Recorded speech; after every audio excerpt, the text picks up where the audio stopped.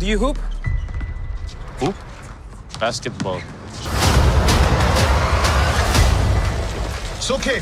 We'll go again. When we fall to get back up. No, sir, but I would love to learn. Giannis slams it! Are you kidding me?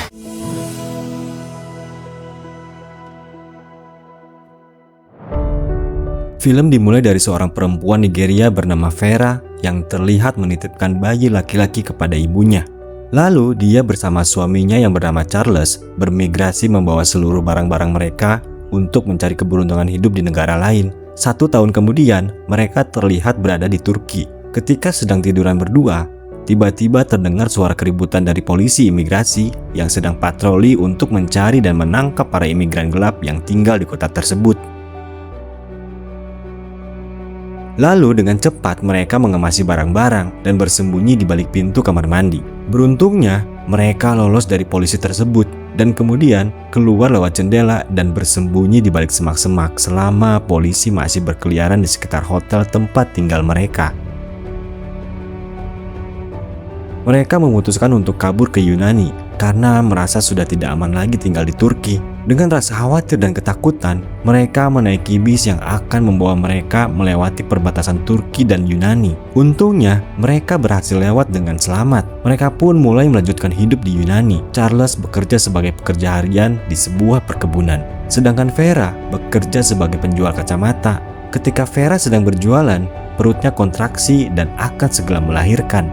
Dia pun segera menitipkan Thanasis ke temannya.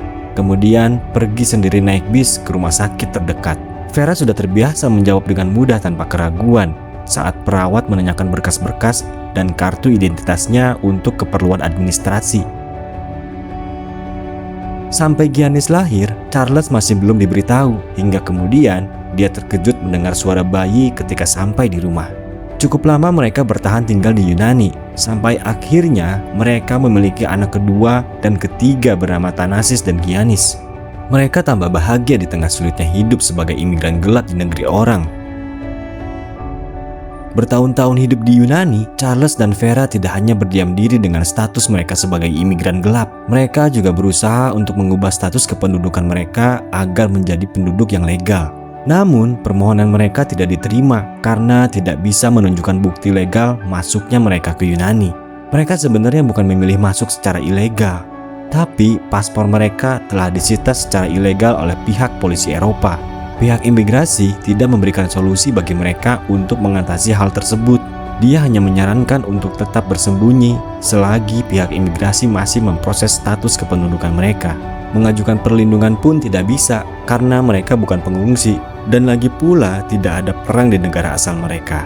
Beberapa tahun berlalu, Thanasis dan Giannis kini telah memiliki 2 orang adik laki-laki bernama Alex dan Kostas. Mereka berempat bekerja sama membantu ibunya berjualan kacamata. Suatu hari, ketika mereka sedang berjualan, polisi patroli tiba-tiba datang dan menangkap para imigran gelap. Vera segera membawa anak-anaknya kabur meninggalkan semua barang dagangannya. Mereka beruntung, Vera dan keempat anaknya berhasil lepas dari kejaran polisi dan pulang ke rumah dengan selamat.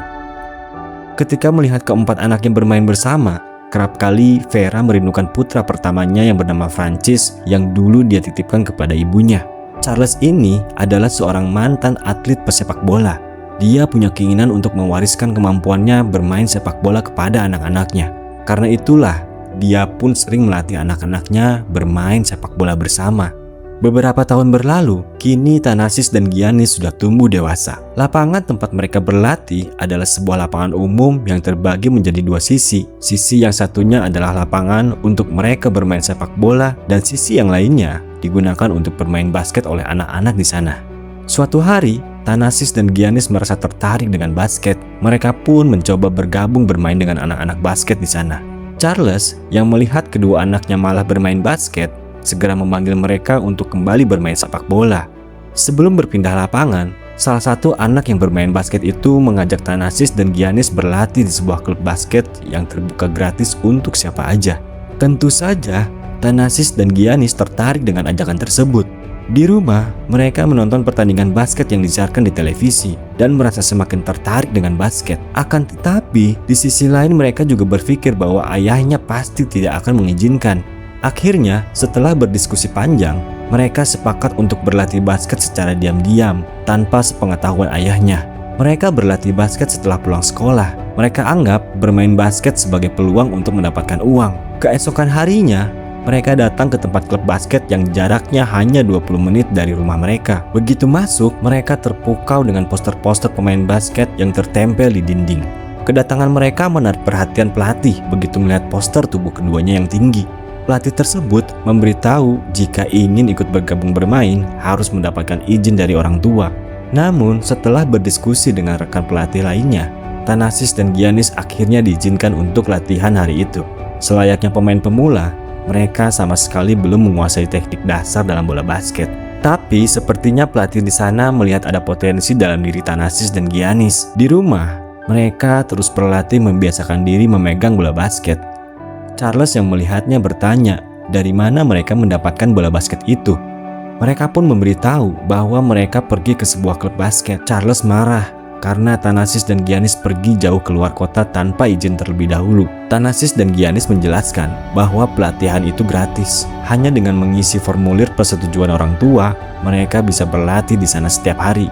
Charles tetap tidak mengizinkan. Dia khawatir jika nantinya ada seseorang yang melaporkan mereka ke pihak imigrasi. Berbeda dengan Charles, Vera merasa itu bukanlah masalah besar jika anak-anak mereka ikut berlatih basket sepulang sekolah. Itu pun hanya beberapa jam saja. Lagi pula, keduanya terlihat bahagia melakukan hal tersebut.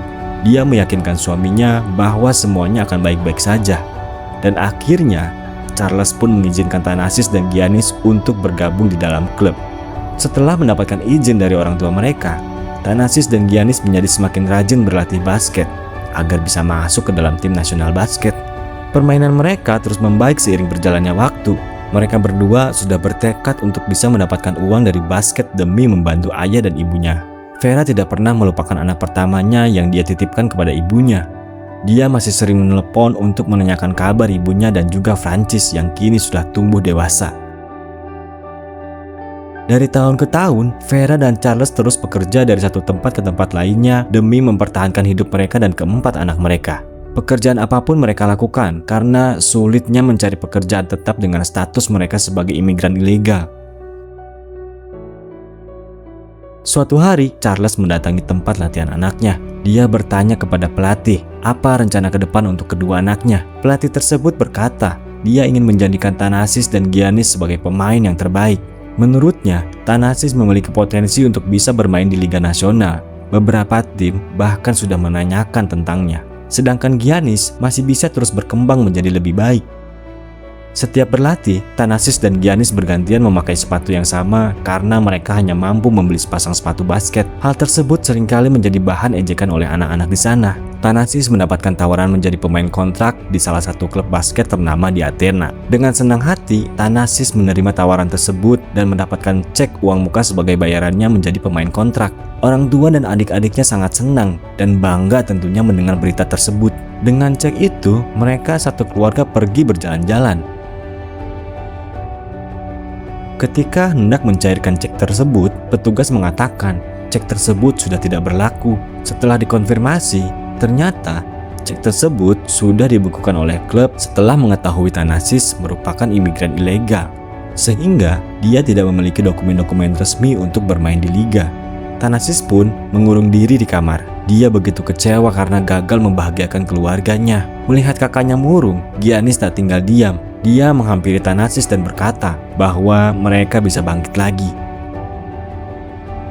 Suatu hari, Giannis bertanya kepada ibu, mengapa mereka tidak membawa kakak tertuanya bersama mereka. Vera menjelaskan bahwa saat itu kakaknya masih terlalu kecil untuk melakukan perjalanan. Selain itu, dia mendengar polisi Eropa tidak segan memperlakukan para imigran seperti seorang kriminal. Jika tertangkap, itu akan sangat berbahaya bagi kakaknya yang saat itu masih kecil.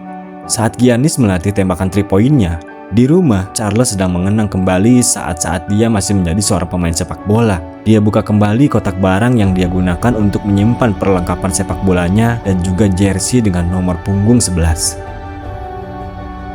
Ketika Thanasis dan Giannis sedang menonton pertandingan basket di televisi, ayah mereka datang memberikan masing-masing sepasang sepatu basket baru. Sepertinya Charles sudah mendukung penuh mimpi anak-anaknya setelah melihat kerja keras mereka berlatih. Saat itu juga mereka berdua langsung menggunakannya dan pergi berlatih di lapangan, tidak peduli dengan kondisi yang hujan deras saat itu.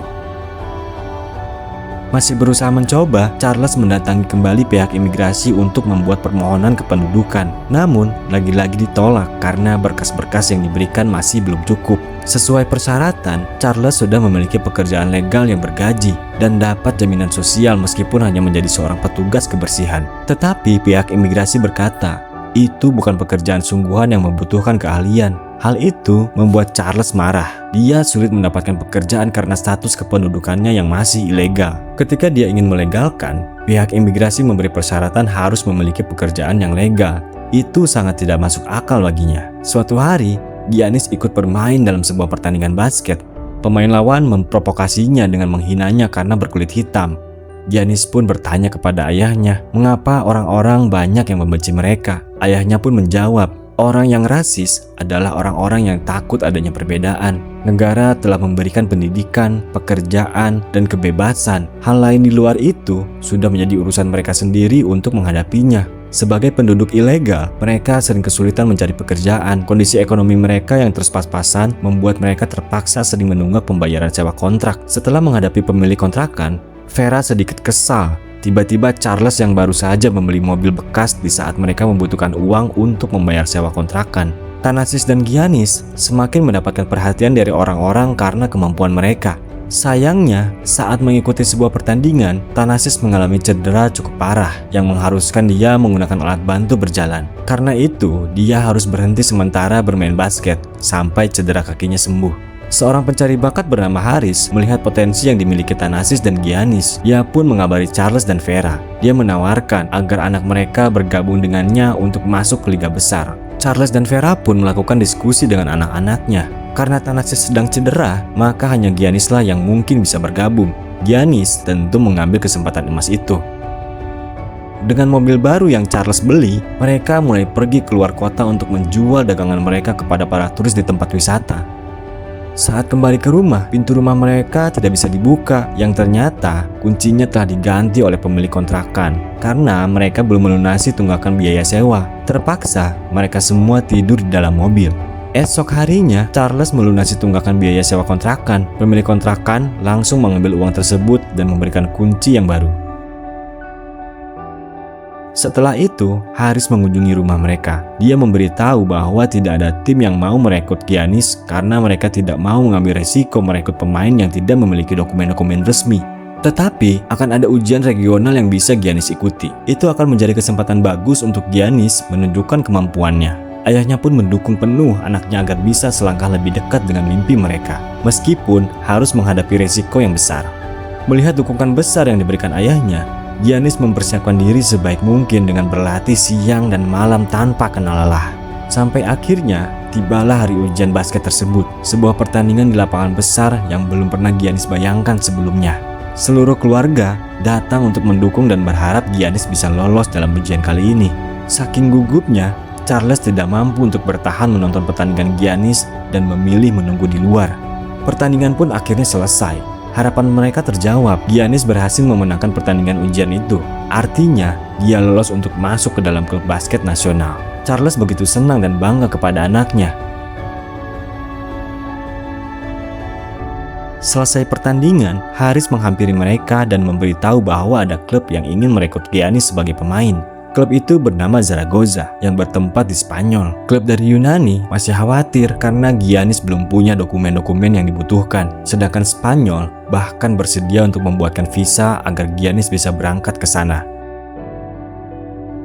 Suatu malam, pencari bakat dari Yunani bernama Paco datang mengunjungi rumah mereka, menawarkan Giannis untuk bergabung dengan uang muka 5.000 euro. Dia menjanjikan akan membuat paspor Yunani untuk satu keluarga mereka, hanya dengan satu syarat, yaitu Giannis harus mau bergabung dengan klub Yunani dan melupakan Spanyol. Dia mencoba membuat mereka tidak percaya kepada Haris. Paco mengatakan, Zaragoza memanglah klub yang besar, tetapi mereka tidak bisa membuat Giannis menjadi besar. Tapi mereka tidak gegabah untuk mengambil keputusan. Setiap keputusan mereka ambil setelah melakukan diskusi bersama. Setelah banyak pertimbangan, mereka mereka memutuskan untuk tetap percaya dan bekerja sama dengan Haris.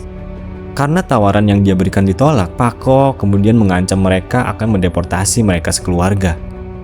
Setelah perginya Paco dari rumah mereka, Haris datang memberitahu bahwa Giannis tidak bisa ke Spanyol membawa semua keluarganya. Tetapi, dia berhasil mengikut sertakan Giannis dalam seleksi NBA. Zaragoza sudah setuju dengan klausul yang dibuat Haris dalam kontrak mereka tentang pembelian pemain oleh NBA. Artinya, jika tim NBA menginginkan Giannis, maka mereka bisa membayar untuk merekrutnya dan Giannis tidak lagi perlu ke Spanyol. Kini Giannis hanya tinggal menandatangani kontrak untuk bisa ikut seleksi NBA yang diadakan di New York City.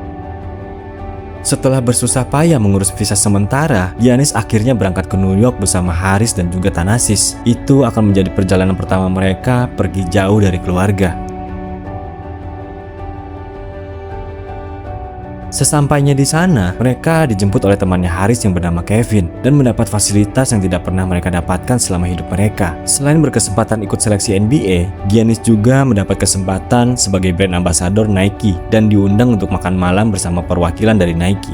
Haris dan Kevin bekerja keras menentukan tim yang akan Giannis tuju. Mereka harus memilih tim yang memungkinkan Giannis bisa menetap dan membawa keluarganya ke Amerika. Di sisi lain, Giannis merasa rendah diri setelah siaran di televisi mengatakan ketidakmungkinannya masuk ke dalam NBA. Kevin meyakinkan Giannis untuk percaya diri. Dia dan Haris akan melakukan usaha terbaik. Mereka berunding dengan tim-tim yang sudah mereka pilih. Giannis sempat bingung bagaimana cara menjual dirinya dibandingkan dengan pemain-pemain lain yang sudah terkenal.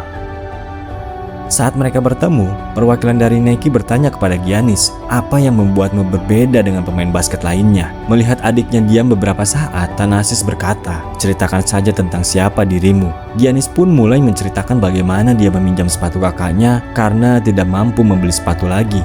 Tidur di matras gym agar bisa memulai latihan saat bangun tidur tanpa harus kehilangan banyak waktu. Dia juga bercerita tentang keluarganya yang seumur hidup harus bersembunyi dari polisi karena mereka ilegal. Hingga tanpa sadar, air mata Giannis pun keluar. Jawaban Giannis sepertinya berhasil menarik perhatian perwakilan dari Nike. Namun, mereka akan memberikan jawaban setelah seleksi NBA selesai. Di sisi lain, Haris dan Kevin terus meyakinkan berbagai pihak dari tim-tim besar yang menjadi target mereka untuk merekrut Giannis dan memastikan Giannis bisa berkumpul kembali bersama keluarganya. Penolakan demi penolakan pun mereka terima. Tim-tim tersebut mengakui potensi yang dimiliki Giannis, tetapi mereka tidak bisa membuang waktu menunggu sampai potensi Giannis keluar untuk bisa beraksi. Selain itu, resiko besar bagi tim-tim tersebut merekrut pemain tanpa dokumen resmi. Di malam pembacaan hasil seleksi NBA, seluruh keluarga Giannis menyaksikan lewat siaran televisi sambil berdoa yang terbaik untuk Giannis. Seleksi NBA merupakan sebuah ajang yang selalu menjadi pusat perhatian besar publik dan para pencari bakat di segala penjuru dunia. Mereka membacakan hasil seleksi NBA dimulai dari peringkat 1 dan ketegangan semakin terasa ketika sudah masuk peringkat 10 besar, namun nama Giannis masih belum disebutkan. Haris akhirnya mengingatkan bahwa mereka masih memiliki kesempatan sampai di peringkat 16. Farah dan Charles sudah tidak sanggup untuk menonton siaran tersebut. Di ujung keputusasaan mereka, ternyata Giannis berhasil di urutan ke-15 dan masuk ke dalam tim Milwaukee Bucks. Thanasis membentangkan bendera Yunani yang dia bawa dan memeluk bangga kepada Giannis. Begitu juga dengan Haris dan Kevin. Kerja keras mereka akhirnya benar-benar membuahkan hasil. Banyak pihak yang merasa bahagia atas keberhasilan Giannis. Kedua orang tuanya, kakak dan neneknya yang menonton pun dari kejauhan, mereka menangis bahagia melihat Giannis berhasil meraih mimpinya.